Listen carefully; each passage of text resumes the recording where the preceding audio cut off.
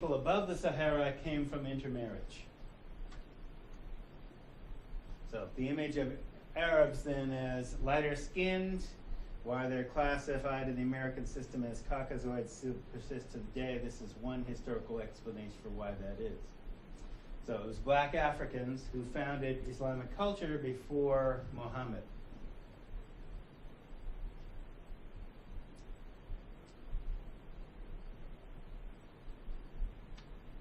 So in the European Renaissance, writers referred to Moors as synonymous with Negro, Ethiops, Negrite, Moors, Moorins, Negroes, Saracens, Moro, Moir, Moor, Mora, which is a type of blackberry, Moreno, Morico, Blackamoor, Morillion, black grape, Moriola, black olive. So, Moor, considered synonymous with black. This is an astrolabe,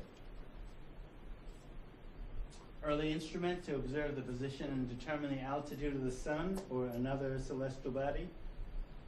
With the fall of Egypt, much of the medical, architectural, and scientific, musical, and spiritual technologies are replicated throughout Africa, but in particular among the Moors, who are the founders of Islamic culture, or what we call Islamic culture today.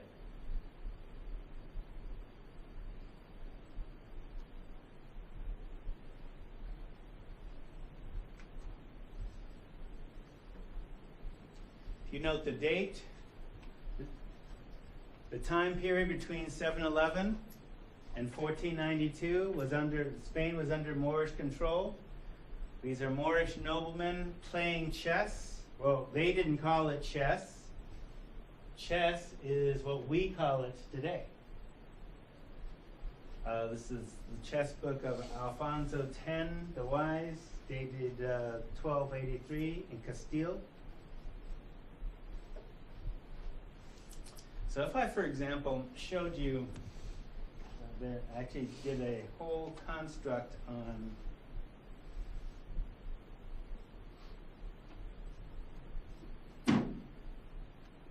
what I call justice chess.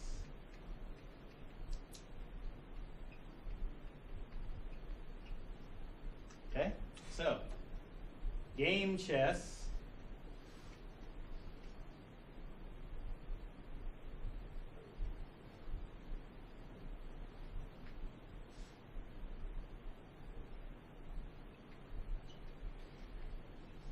So there's justice chess and game chess. Justice chess is strategic planning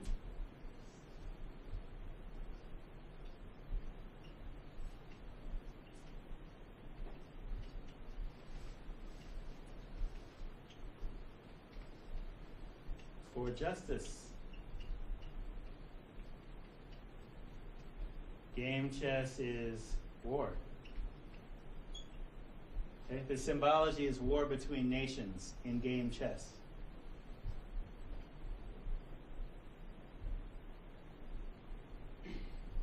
And we'll talk more about justice chess when we get to the 20th century. But the idea is this. Part of justice chess is you have to understand the history of where chess came from. So it goes like this. The Moors had a trading relationship with India. The Indians, that is the Dot Indians, not the Native Americans, Indians in India, had a game called Chaturanga, which had basically only the back line. So 8 pieces on a 64 square board. The Moors took that game, added a second line, and called it Shatranj.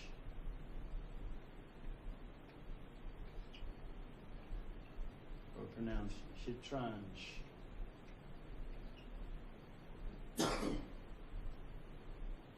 And they brought that game with them when they conquered the Iberian Peninsula.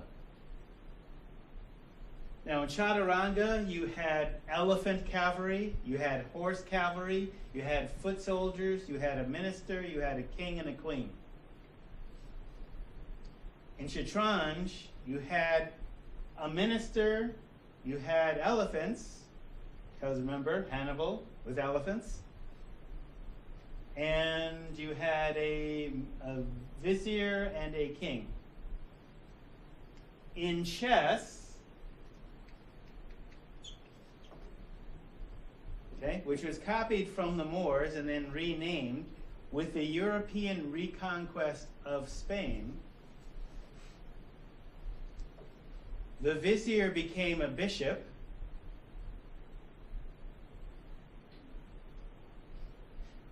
the queen, which was a minor player in Shatranj and Chaturanga, became the most powerful piece in chess.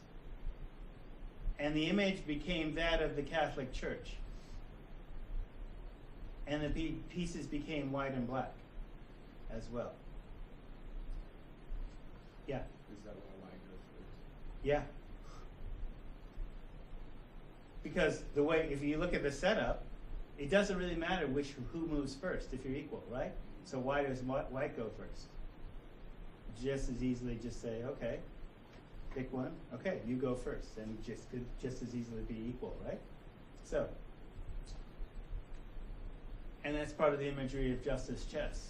Understanding, okay, systemically, if the rules favor one side over the other side has to play smarter.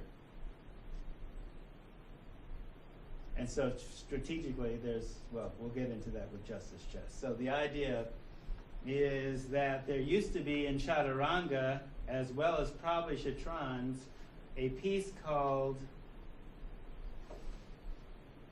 a boatman.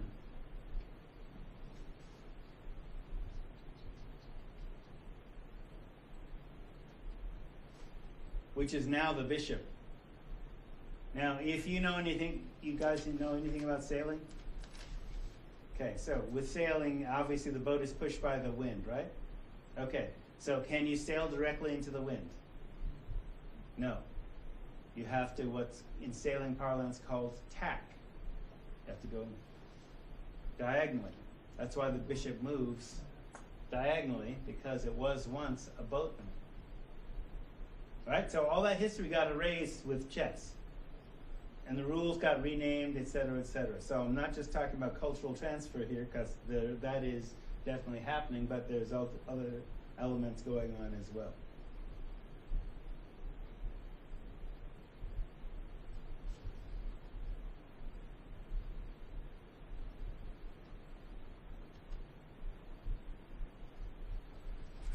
So, Moorish noblemen playing Shatranj. I'm just calling it chess because it's what you're more likely to be familiar with. So this is from Poole, direct quote from him. The truth is that the conquest of the Iberian Peninsula, Spain and Portugal, was an African, not an Arab conquest. The conquest of Spain and Portugal in the 8th century, that is 700s, and later the greater part of Western Europe was orchestrated by the Arabs who conquered North Africa, but the actual conquest was carried out by African adherents of Islam.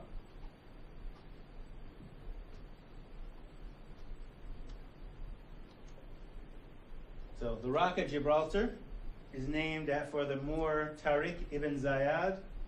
In 711, Musa ibn Nusayr commanded his leading Moorish general, Tariq ibn Ziyad, to assemble an army of 7,000 men and order them to conquer Spain in the name of Islam. Tariq was victorious and soon became master of Spain. The Africans renamed Mons Calpa in compliment to their general, Jebel Tariq, the Hill of Tariq, a name that was subsequently corrupted by the Spaniards into Gibraltar.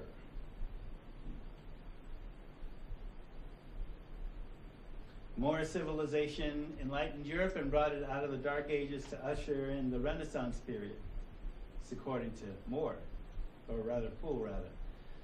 They were capable of this because the Moors never had a Dark Ages to come out of Medieval medical texts with anatomy and courses of treatment were written by Moors, the ones that were the medieval medical texts that were basically found in Europe. And the Moors were actually given renamed European names to hide the fact that, well, they weren't called their real names. So the roots of much of European culture can be traced back to the Moors, whose civilization was not only artistic, scientific, and commercial, but incredibly tolerant of other races, cultures, and religions. Many of the Moors' cultural and intellectual influences are still in evidence somewhat today. So astronomy, algebra, architecture, guitars, libraries, aqueducts, gardens, none of which were present in Spain before the Moors conquered it.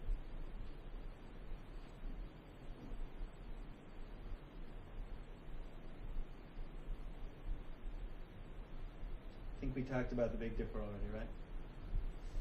Okay.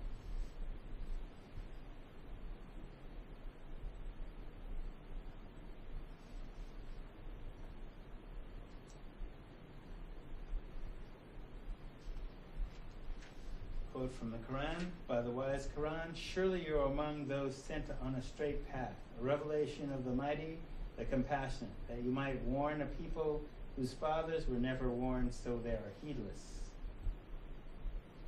This is the Dome of the Rock in Jeru, Salaam, which literally means the city of peace. Now that's an irony if ever I thought one. Jerusalem became known as Al-Quds, the Holy.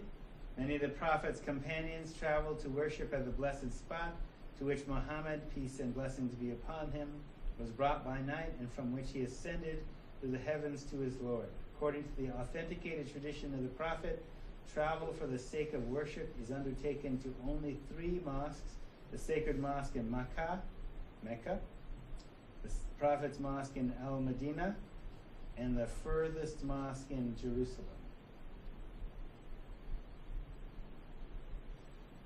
So the Dome of the Rock, and the rock is basically where Muhammad ascended into heaven. The noble rock, focus of the interior of the dome of the rock, situated beneath the lofty dome and surrounded by the highly ornate inner circular and outer octagonal arcades.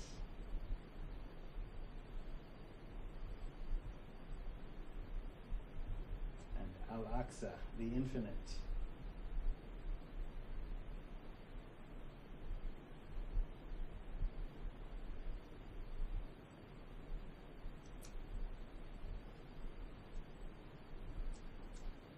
Dome of the Rock. So, Rome, so jumping back, Rome moves to paganism, from paganism to embracing Christianity, and still falls. Civilization continues in Africa, Asia, and the Americas. The traditional canon implies that because Europe was dark, everywhere else was. We kind of exploded that a little bit. The movement to unify Europe begins to form at the end of the Dark Ages. Now, in the Romans' time, there was not a united Europe. There were basically a series of warring tribes within the continent that was basically ruled by, tribal fiefdoms. The Romans attempted to unite sections of Europe, but were not entirely successful, and then eventually fell. So what happened? During the Dark Ages, in order to come out of the Dark Ages, the idea is using a model of the Roman Empire and using a modified version of Christianity as the glue.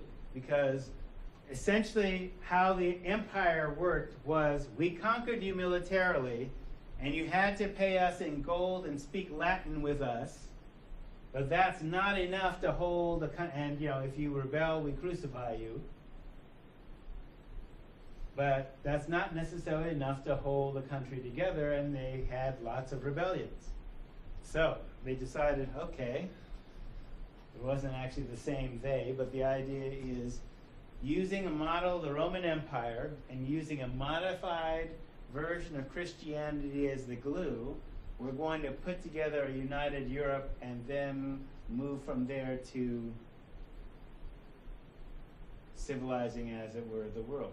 So, such a model begins to create it. So, we already looked at what's happening elsewhere. So, as an example, if you're going to use Christianity as a glue, the image of Yeshua becomes a critical issue. So, there is no racism as we know it in the ancient world. The image is basically, the original image of Yeshua is depicted without prejudice in Ethiopia, and the image of Christ is a brown-skinned, curly-headed man. So, until the creation of a united Europe, this was the historically held image. So, not until the Renaissance, and Michelangelo used his uncle as the image of Christ on the Sistine Chapel, did the image change, and then only in Europe until colonization began. So this was the image of Christ up until the Renaissance, whereupon it changed.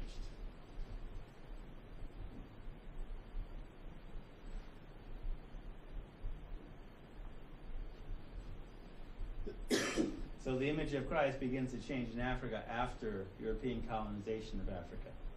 So the Council of Nicea. So no endorsement implied, it's just a random Christian website that decided to use their story to tell their story. The Council of Nicea took place in 325 AD by the order of the Roman Emperor Caesar Flavius Constantine. Nicea was located in Asia Minor, east of Constantinople.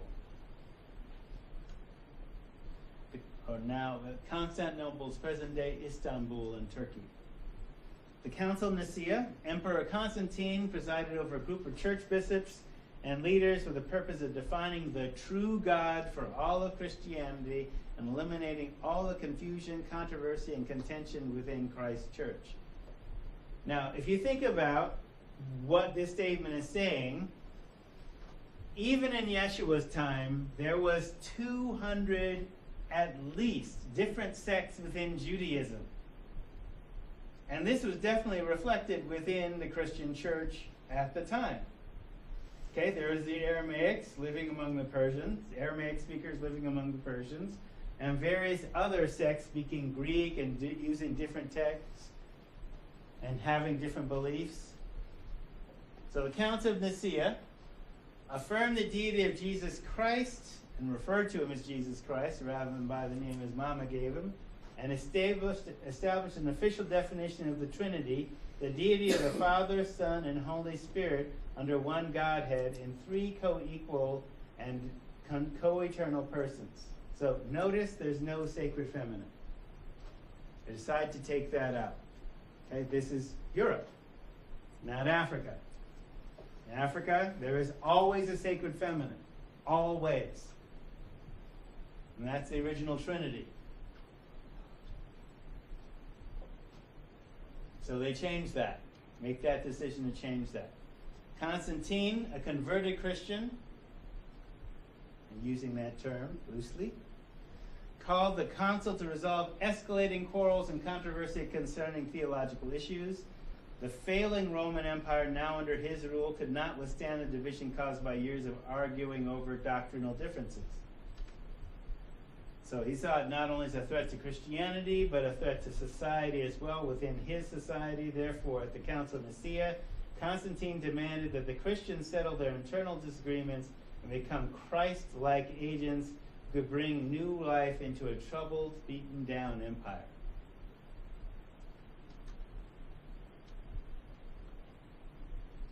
The main theological issue and focus had always been, who is the Christ?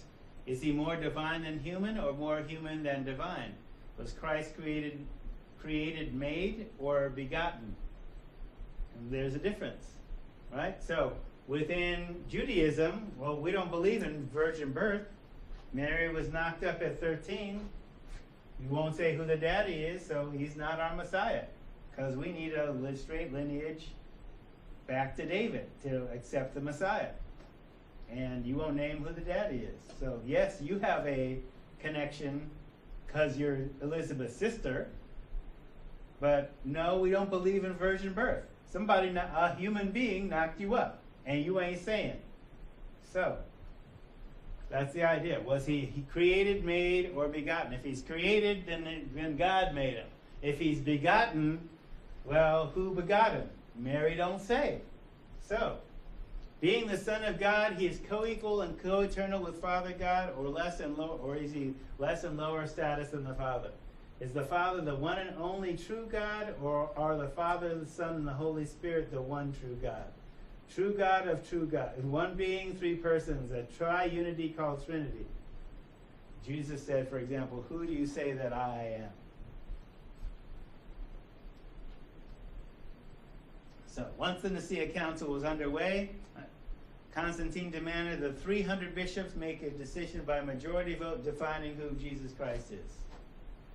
He commanded them to create a creed doctrine that all of Christianity would follow and obey, a doctrine that would be called the Nicene Creed, upheld by the Church and enforced by the Emperor.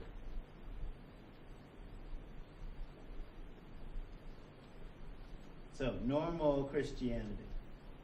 No, so the council meets, creates the creed for the Western Church. Rome still falls, but essentially creates the meme around which to coalesce in Western civilization, i.e. not Yeshua's Christianity, but Jesus' Christianity, complete with Christian soldiers. Because remember, this is Rome, and Rome has maintained its might through military force. Even though it's created by Christianity, they're still fighting to maintain military force. Yeshua had no armies, conquered no one. So the roots of American-style racism. So we change the image of Christ. We have a unified doctrine. But this doctrine is not that old. It's only about 700 years old. The earliest writings that support this are basically the Spanish Inquisition. So this is coming towards the tail end of the Renaissance, hence 1453. So in the writing, because telepathy is still largely science fiction, unless you experience it, the idea is this: I can only know your mind if you write it down. So in these writings, basically one of the things that happened within the Spanish Inquisition is people could be suspected of not having a genuine conversion of the church.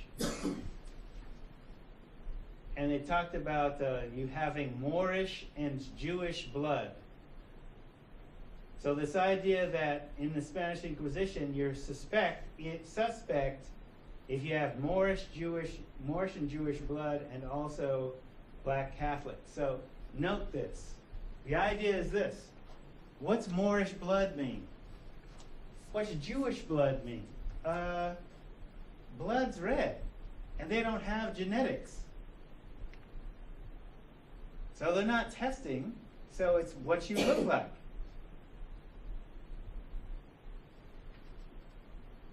Okay, you're dark in the face.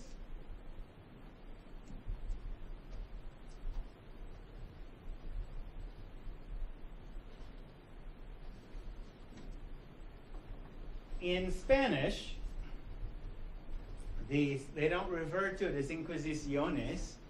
They refer to the Spanish Inquisition as limpieza de la raza. That means the purification of the race, the cleansing of the race.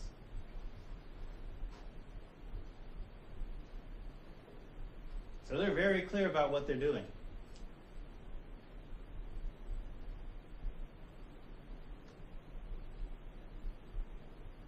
Okay? So the idea of the Nicene Creed leads to the meme of a united Europe bound together by Western, Romanized, male-dominant, patriarchal Christianity based on the Latin, Hebrew, and Greek text, but not Aramaic. Okay? With a Caucasianized version of Jesus.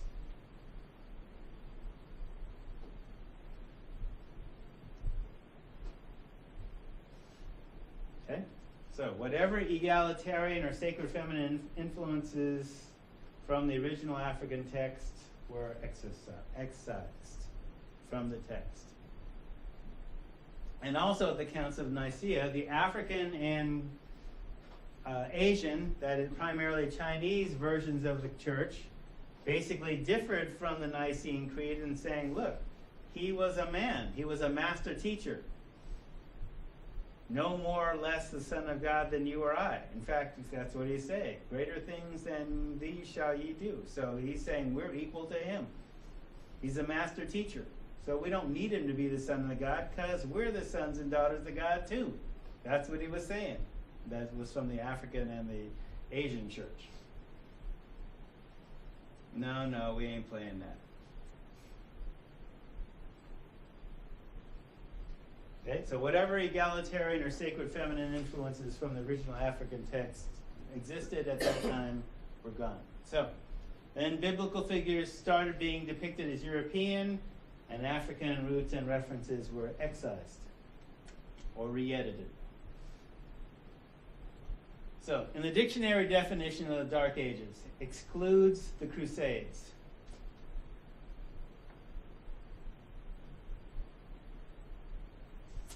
Which is interesting. So the Crusades, 1095 to 1400s.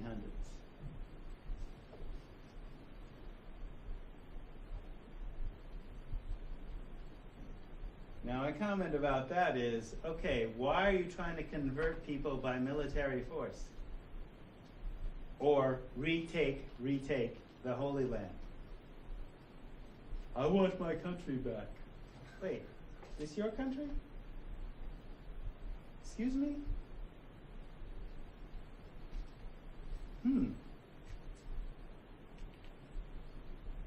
So the Middle Ages, also known as medieval times, period between AD to 1453. So the Crusades.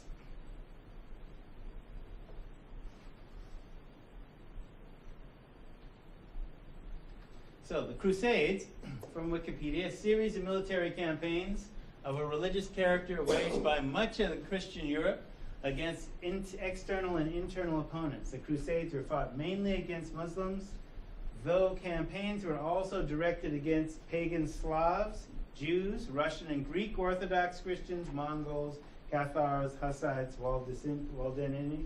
Waldenesians, Old Prussian and political enemies of the popes. Crusaders took vows and were granted an indulgence for past sins if they fought for the church.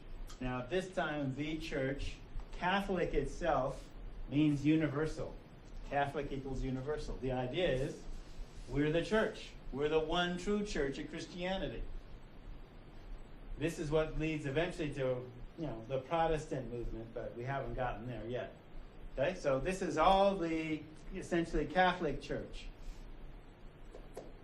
Okay, series of military campaigns against not just Muslims, but anybody else that's an enemy of the Pope, which might not have anything to do with actual spiritual or religious doctrine. So the Crusades had the goal of recapturing Jerusalem and the Holy Land from Muslim rule, and were launched in response to a call from the Eastern Orthodox Byzantine Empire for help against the expansion of the Muslim Seljuk Turks into Anatolia, that is, Spain and Portugal. The term is also used to describe contemporaneous and subsequent campaigns conducted through to the 16th century, i.e. 1500s, in territories outside the Levant, which is basically what we call the Middle East and Near East, usually against pagans, heretics, and people under the ban of excommunication for a mixture of religious, economic, and political reasons. Rivalries among both Christian and Muslim powers led also to alliances between religious factions against their opponents, such as the Christian alliance with the Sultanate of Rum during the Fifth Crusade. So, far-reaching political and economic and social impacts, some of which have lasted in contemporary times. Because of those internal conflicts, some of the Crusade expositions were diverted from their original aim, such as, for example, the Fourth Crusade, which resulted in the sack of Constantinople and the partition of the Byzantine Empire between Venice and the Crusades. Sixth Crusade was the first crusade to set sail without the official blessing of the Pope. Seventh, eighth, and ninth resulted in Mamluk and Hafsid victories, and the Ninth Crusade marked the end of the Crusades in the Middle East. So the idea is what happened in terms of civilization. Civilization is not just cities.